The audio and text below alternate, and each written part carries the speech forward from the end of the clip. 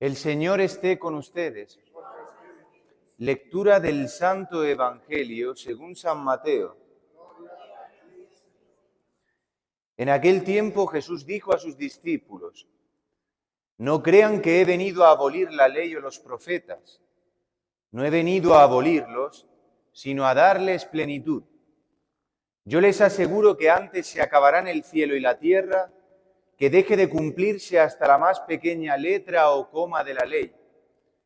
Por lo tanto, el que quebrante uno de estos preceptos menores y enseñe eso a los hombres, será el menor en el reino de los cielos. Pero el que los cumpla y los enseñe, será grande en el reino de los cielos. Palabra del Señor. Bien, siéntense un momento, queridos hermanos. Bien, hermanos, tanto la primera lectura como el Evangelio de hoy hablan de la ley, del cumplimiento de la ley. Y dice Pablo que no es la letra, sino el Espíritu el que da vida. Y esto se ha cumplido en Jesucristo, porque muchas veces tenemos una idea como confusa de Dios. Pensamos que el Dios del Antiguo Testamento es un Dios guerrero, sin escrúpulo, duro con su pueblo, y que el del Nuevo Testamento es todo amor, todo milagroso. Y no es así. El Dios del Antiguo y del Nuevo Testamento es el mismo Dios. Pero Dios en su Hijo Jesucristo, en el Nuevo Testamento, ha llevado a plenitud toda la obra de salvación que ha comenzado desde el Antiguo Testamento. De hecho, en el Antiguo Testamento hay profesiones de amor de Dios hacia su criatura grandísimas, como desde el profeta Oseas, que dice que Dios se convulsiona de amor en sus entrañas por su criatura. Y también en el profeta Isaías, cuando dice: aunque una madre se olvidare de su hijo, yo no me olvidaré de ti. Mírame, en las palmas de mis manos te llevo tatuada, ¿no? Señor ha amado a su criatura de siempre. ¿Qué pasa? Que el hombre ha tenido esta experiencia que ha tenido el pueblo de Israel también en su caminar por el desierto, que es que frente al amor de Dios, nosotros muchas veces hemos elegido darle la espalda. Hemos preferido nuestra forma de ver las cosas, nuestra mentalidad, nos hemos erigido como reyes de nuestra vida. Ya al final eso nos hace sufrir. Por eso Dios, viendo el camino de perdición hacia el que el hombre se ha dirigido, ha hecho todo lo que estaba de su mano, ha entregado a su Hijo Jesucristo para que lleve a plenitud esta ley, porque viendo la incapacidad tuya y mía de cumplirla, el Señor ha entregado a su Hijo para que Él la cumpla en su sangre, nos la dé ya cumplida. ¿Y cómo nos la da cumplida? A través del Espíritu que ha dejado a su Iglesia. Por eso, hermanos, siempre lo decimos, pero verdaderamente ser cristiano no es un esfuerzo, no es un masoquismo, no es una ley externa a mí que tengo que cumplir. No, a través de la herencia que Jesucristo ha dado a la Iglesia con el Espíritu Santo, esto se nos da cumplido. Por eso quien entra en el Espíritu de Jesucristo cumple la ley de manera gratuita. Hace, como dice Juan Crisóstomo, este padre de la Iglesia latina, hace la virtud sin esfuerzo. El poder hacer la virtud sin esfuerzo. Eso es haber recibido este Espíritu de Jesucristo. Por eso, hermanos, este Evangelio de hoy es una buena noticia en el fondo, porque nos dice que Jesucristo trae a plenitud la ley que tú y yo no podemos cumplir. Por eso dice: no pequéis, pero quien peque, que sepa que tiene un intercesor ante el Padre, ¿no? A Jesucristo a la derecha, que aboga e intercede por nosotros, mostrando estas llagas gloriosas. Pero esto no quiere decir ancha es Castilla, porque muchas veces es eso. Hay mucha gente que se autoengaña diciendo: bueno, al cabo yo sé que Dios me perdonará, yo sé que Dios es misericordioso, sí, pero esta misericordia no tiene sentido si no es de la mano de la justicia. Por eso, cuando tú te has encontrado con este amor verdaderamente, eso te invita a no defraudar este amor. Es como cuando tú quieres mucho a una persona. Si tú quieres mucho a una persona, no la vas a hacer que la crucifiquen, no vas a hacer que se suba a la cruz. Tú querrás vivir devolviendo este amor que has recibido. Pues eso es el cristiano, el que viendo tanto amor en su vida, tanta obra de salvación, cómo no responder. Por eso, hermanos, también seremos juzgados a la luz de lo que hayamos recibido. Y cuanto más hemos recibido, la Iglesia, el estar en la Iglesia no es, por supuesto que es un privilegio en el sentido de que tenemos la llave de la vida, pero no es un privilegio en el sentido de, yo estoy salvado por venir a mi cita y cumplir los preceptos y ayunar en Cuaresma. No, es también un gravísimo deber y responsabilidad, porque a ti se te está siendo descubierto los tesoros del reino y hay gente que nunca ha recibido esto. Por eso, hermanos, el religioso siempre piensa, yo tengo que estar en la Iglesia y fastidiarme.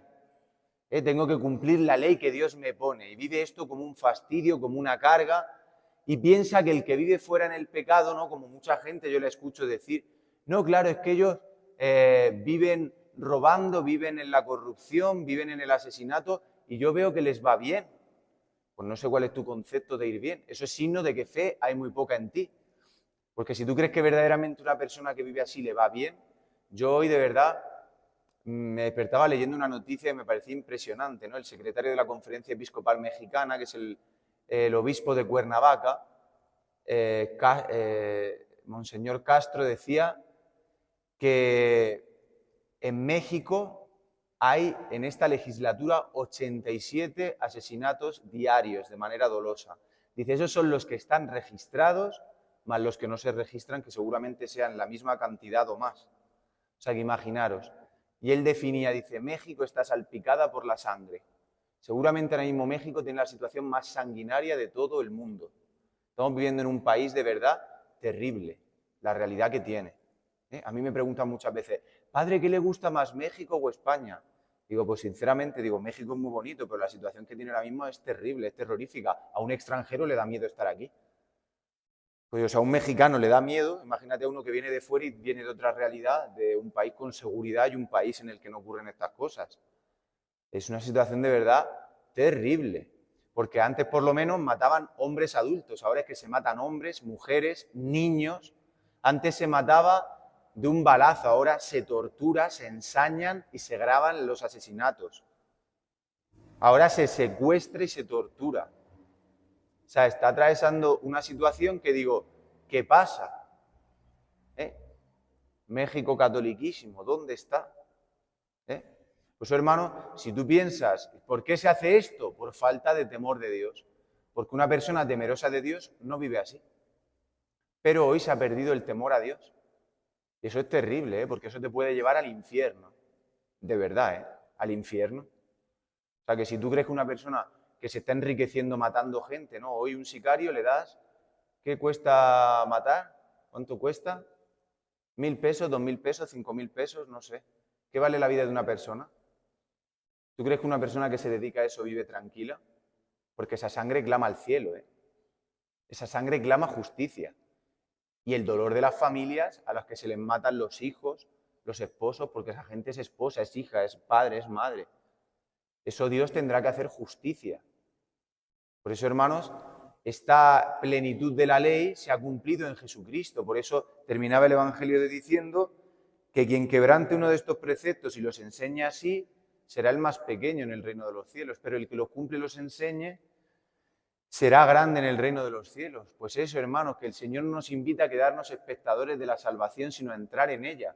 ¿Y qué es entrar en la salvación? Poder vivir esto. Por eso en estos días, esto está en el contexto del Sermón de la Montaña, que decía el Señor, bienaventurado el que viva así, dichoso el que viva así, porque de él será el reino de los cielos. Y además nos daba ayer esta misión de ser sal y luz para el mundo. Por eso una persona que no vive así y ha sido bautizada está frustrando el proyecto de Dios en su vida.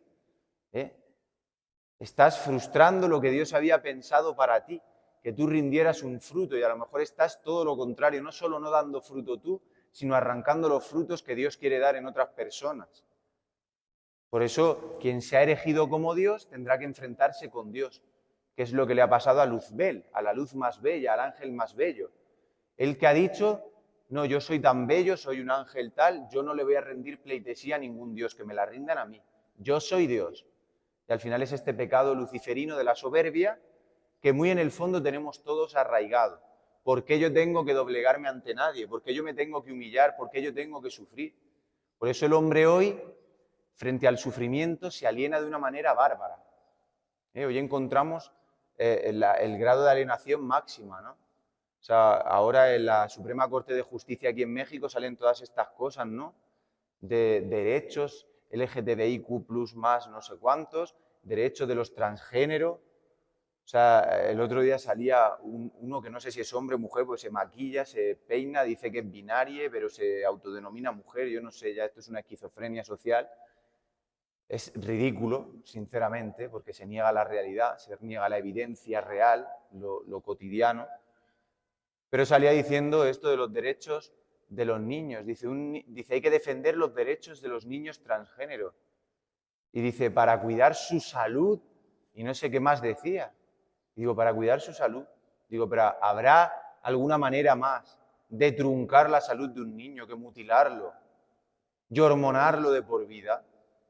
Que aparte del sometimiento a esas intervenciones que son súper dolorosas e irreversibles, esa persona va a tener que depender toda su vida de una hormonación que, además de un costo económico tanto para él como para el Estado, supone un bombardeo para la persona. Todo eso, esos inhibidores de la pubertad, todo esto provocan cáncer y está demostrado, pero nadie lo dice. Porque cuando una sociedad está ideologizada, hay que defender la ideología a como dé. Se ha perdido el sentido común. Pues el Señor hoy viene a poner el sentido común delante, que es hacernos vivir del Espíritu. El Señor quiere que seamos hombres de Espíritu y que no nos dejemos guiar como borregos por la vorágine social, porque nos metemos en esta vorágine. Por eso el hombre de Espíritu vive así, amando, el amor. Y el amor te lleva a pronunciarte por la verdad. Y el amor te lleva a tener deseos de que el otro salga del infierno. Por eso no se entiende un cristiano amordazado y callado. Si la Iglesia se pronuncia y habla así, no es para fastidiarle la vida a los demás o para polarizar el debate y que unos contra otros, no, sino para defender la dignidad humana, porque Dios ha marcado un camino y sabe cuál es la felicidad del corazón del hombre. Y ese secreto lo tiene la Iglesia. Por eso el hombre, en búsqueda de la felicidad, se pierde, se ha perdido y se ha alejado del Creador. Y cuando la criatura se aleja del Creador, se animaliza, se pierde, se corrompe. Por eso pidámosle al Señor hoy que nos haga vivir de este espíritu, que podamos ver verdaderamente en Jesucristo cumplida la ley, no abolida. Él la ha llevado al cumplimiento en la muestra máxima de amor que es la cruz, que es que Dios se entregue por ti en la cruz.